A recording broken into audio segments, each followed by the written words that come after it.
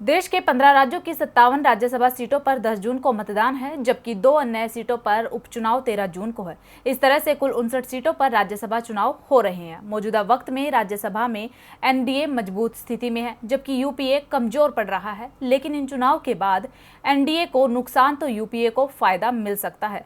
मौजूदा समीकरण बताते हैं कि अब की बार कमल पर वार तो क्या है, संख्या बल के हिसाब से नंबर गेम। आइए समझते हैं इस रिपोर्ट में। कहते हैं कि राज्यसभा में वही पार्टी मजबूती के साथ उभरती है जिसकी सरकार ज्यादा राज्यों में होती है।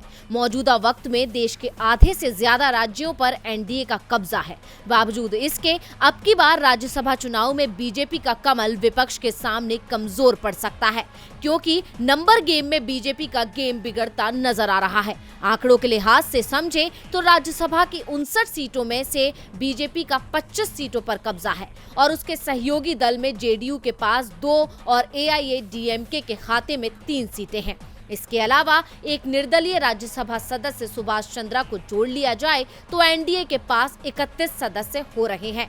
वहीं यूपीए की बात करें तो कांग्रेस के 8, डीएमके के 3, शिवसेना और एनसीपी के 1-1 सांसदों को मिलाकर इसकी कुल संख्या 13 तक पहुंचती है। इसके अलावा सपा के पास 3, बीजेडी के पास 4, बसपा के पास 2 और टीआरएस के पास 3 राज्यसभा सांसद हैं, जबकि वाईएसआर, कांग्रेस, अकाली दल और आरजेडी इन तीनों दलों के पास 1-1 सांसद है।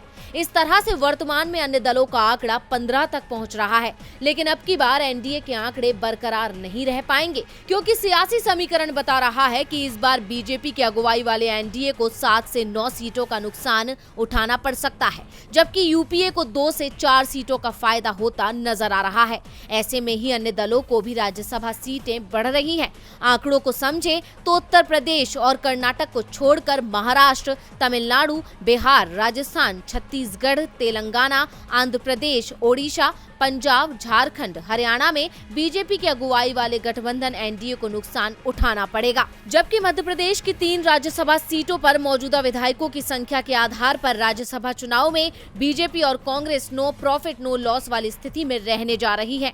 ये आंकड़े साफ बताते हैं कि अब की बार उच्च सदन में एनडीए का दबदबा बढ़ने की बजाय घटेगा, जबकि विपक्ष का डंका बजेगा। जाहिर सी बात है कि इस जीत के बाद विपक्ष के हौसले बुलंद होंगे, जिसका असर आगामी लोकसभा चुनाव में भी देखने को मिल सकता है। डीवी लाइव की रिपोर्ट।